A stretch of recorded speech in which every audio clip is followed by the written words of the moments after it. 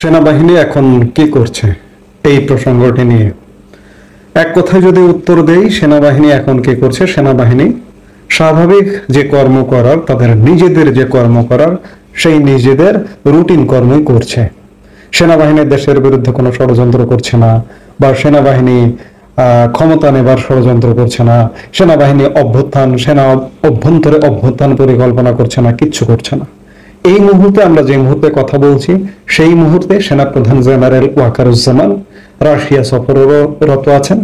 6 তারিখ ভোরবেলা তিনি রাশিয়ার উদ্দেশ্যে রওনা দিয়েছেন এবং 12 তারিখ তিনি দেশে ফিরবেন, অর্থাৎ 1 সপ্তাহের জন্য তিনি বাহিরে আছেন।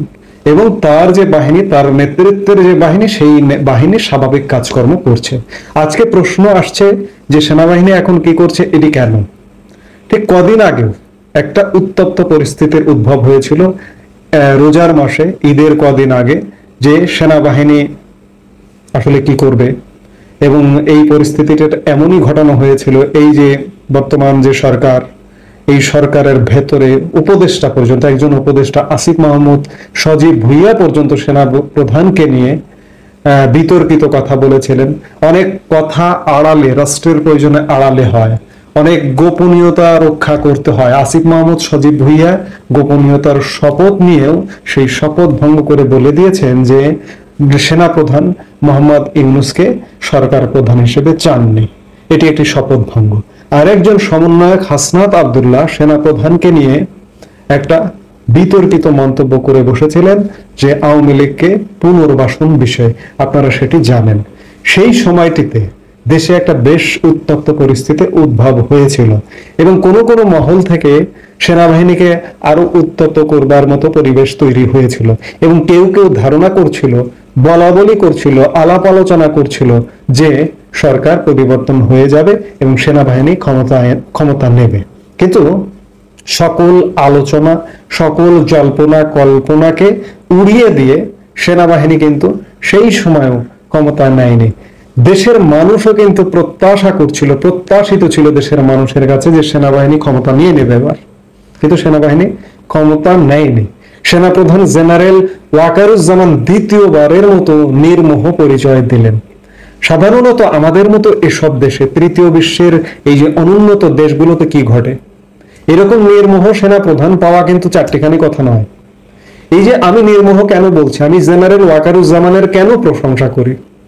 5 আগস্ট সময়ে যে পরিস্থিতিটি ঘটেছিল, পরিস্থিতি সেনাবাহিনী তৈরি করেনি।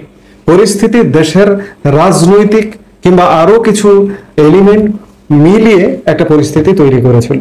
সেই পরিস্থিতির কারণে তৎকালীন সরকারের পতন হয়, সরকারকে বিদায় নিতে হয়, সরকার প্রধান নিরাপদ আশ্রয় নিতে হয়। সেনাবাহিনী সেই সময় যদি চাইতো, নিজে দেশে সামরিক শাসন জারি করতে পারত, কিংবা জেনারেল ওয়াকারুজ্জামান প্রধান সামরিক আইন প্রশাসক হিসেবে নিজেকে ঘোষণা করতে পারতেন। আমরা অতীতে যেমনটা দেখেছি জিয়াউর রহমান কিংবা হুসেইন মোহাম্মদ এরশাদের ক্ষেত্রে, সেই জায়গা থেকে জেনারেল ওয়াকারুজ্জামান নির্মোহ প্রথম পরিচয় দিয়েছেন 5 আগস্ট সময়কালে, দ্বিতীয় পরিচয় দিলেন এই রোজার মধ্যভাগে এই সেনাবাহিনীকে নিয়ে যেভাবে বিতর্কিত কর্মকাণ্ড করা হলো, বিতর্কিত মন্তব্য করা হলো। একজন তো রীতিমতো ক্যান্টনমেন্ট উড়িয়ে দেবার হুমকি দিয়েছিলেন 5 আগস্ট সময়কালে। তারপরেও আজকে খোলা আকাশে, খোলা বাতাসে ঘুরে বেড়াচ্ছেন, কিছুই হয়নি। সেনাবাহিনী যথেষ্ট ধৈর্যের, সহ্যের পরিচয় দিয়ে যাচ্ছে একের পর এক। সম্প্রতি যে উত্তপ্ত পরিস্থিতি তৈরি হলো, তখন সেনাবাহিনীর মধ্যে সত্যিকার অর্থে, আমি এর আগের বক্তব্যে বলেছি, সৈনিক থেকে শুরু করে একদম টপ লেভেলের কর্মকর্তা, সেনাপ্রধানের পরের অবস্থান লেফটেন্যান্ট জেনারেল পর্যন্ত, তারা কিন্তু ক্ষুব্ধ হয়েছিল। তাদের মধ্যে এই ধারণাটা যে আমরা দেশের জন্য যথেষ্ট করছি, আমরা সরকারকে সহযোগিতা করছি, আমরা আইন শৃঙ্খলা নিয়ন্ত্রণে সহযোগিতা করছি। অনেকে বলবেন সেনাবাহিনী মাঠে আছে, তবুও আইন শৃঙ্খলা নিয়ন্ত্রণে নেই। আইন শৃঙ্খলা নিয়ন্ত্রণ করা তো আসলে সেনাবাহিনীর কাজ নয়। সেনাবাহিনী 10 জনকে গ্রেপ্তার করতে পারে, কিন্তু গ্রেপ্তার করে সেনাবাহিনী তো তার বিচারে, তদন্তে কিংবা তাকে আদালতে নিয়ে যাওয়া, এই কাজটি তো করবে না। সেনাবাহিনী গ্রেপ্তার করে কাকে হস্তান্তর করে? থানাকে। থানা যদি সেটাকে মিসম্যানেজমেন্ট করে, মিস মামলা করে কাউকে যদি ছেড়ে দেয়, কাউকে যদি আদালতে পাঠায়, সেটি তো থানার ব্যাপার। এই দায়টা কিন্তু সেনাবাহিনীর নয়। তো সেই জায়গা থেকে সেনাবাহিনী এখন পর্যন্ত যথেষ্ট উজ্জ্বল ভূমিকা পালন করে যাচ্ছে, এই সরকারকে এখন পর্যন্ত সহযোগিতা করে যাচ্ছে, এবং সেনাবাহিনীর কোনো ধরনের কোনো উচ্চাভিলাষ এখন পর্যন্ত পরিলক্ষিত হয়নি। যদিও সংক্ষুব্ধ ছিলেন, এখনো আছেন সৈনিক থেকে উচ্চ পর্যায়ের কর্মকর্তা পর্যন্ত, কিন্তু তারপরেও একটা সামরিক শাসন আসেনি কিংবা ইউনূস সরকারের পরিবর্তন হয়নি। সেনাবাহিনীর একান্ত যেটি চাওয়া যে এই সরকারটির মাধ্যমেই একটি দেশে অবাধ, সুষ্ঠু এবং নিরপেক্ষ নির্বাচন হোক, এবং সেটি এই বছরের মধ্যে, এই ডিসেম্বরের মধ্যে। যতই বর্তমান সরকার এবং বর্তমান সরকারে যারা আছেন তারা যতই চাক যে এটিকে দীর্ঘায়িত করবে, কিন্তু সেনাবাহিনী যদি না চায় তাহলে এটি দীর্ঘায়িত করা কোনোভাবেই সম্ভব নয়। এখন যেটি প্রশ্ন, যে অনেকের মনের মধ্যে জিজ্ঞাসা যে সেনাবাহিনী আসলে এখন কি করছে। ওই যে আমি শুরুতেই যেটি বললাম, সেনাবাহিনী সম্পূর্ণ রুটিন কাজ করছে। সেনাবাহিনী যে ক্ষমতা নেবে না দুইবার প্রমাণ করে দিয়েছে। প্রথম 5 আগস্ট সময়কালে, দ্বিতীয় মধ্য রমজান মাসে সেটি প্রমাণ করে দিয়েছে। নানা রকম গুজব, নানা রকম প্রোপাগান্ডা, সেনা ক্যান্টনমেন্টে অভ্যুত্থান হচ্ছে, সাভার থেকে 9ম পদাতিক ডিভিশন রওনা দিয়েছে, ঢাকার দিকে সেনাবাহিনী ক্ষমতা নিচ্ছে, এগুলো আসলে সব ভিত্তিহীন, সব গুজব। বাস্তবতা হলো যে সেনাবাহিনী, অন্ততপক্ষে জেনারেল ওয়াকারুজ্জামান, আমি তার প্রশংসাই করব যে তিনি লোভী নন, তিনি স্বার্থপর নন। বাংলাদেশ আসলে বেঁচে গেছে এই অর্থে যে সেনা শাসন থেকে বেঁচে গেছে। সেনা শাসন কিন্তু কোনো মঙ্গলের বিষয় নয়, কোনো কল্যাণের বিষয় নয়। এই যে পৃথিবীর দেশে অনুন্নত দেশগুলোতে, উন্নয়নশীল দেশগুলোতে সেনা শাসন আছে, সেনা শাসন মাঝে মাঝে আসে। এই দেশগুলো কি মাথা উঁচু করে দাঁড়িয়েছে? আপনি স্বাভাবিক একদম সাধারণ মানুষ, এটি নিয়ে আপনার কোনো পড়াশোনা নেই, আপনি বলুন যে তারা কি উচ্চ শিখরে উঠেছে? দেশের অবস্থা যখন খুব করুণ পরিস্থিতি হয়, তখন দেশের জনগণ প্রত্যাশা করে যে সামরিক বাহিনী ক্ষমতায় আসুক, কিন্তু সামরিক বাহিনী ক্ষমতায় আসবার ঠিক কদিন পরেই মানুষের স্বপ্ন ভঙ্গ হয়। সেনাবাহিনী শুধুমাত্র গাছ রং করে, বাড়ি ঘর রং করে, মানুষকে ধরে লম্বা চুল কেটে দেয়। আপনারা দেখেছেন, বাংলাদেশের মানুষ দেখেছেন এরশাদ কিংবা জিয়াউর রহমানের আমলের সামরিক শাসন।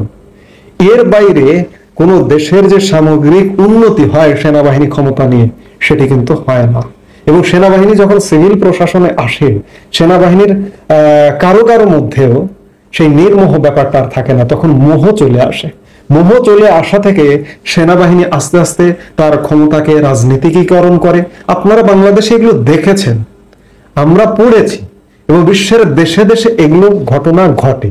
তো কাজে বাংলাদেশ আসলে বেঁচে গেছে যে ওয়াকারুজ্জামানের মতো একজন নির্মোহ সেনাপ্রধান এই মুহূর্তে দায়িত্বপ্রাপ্ত আছেন।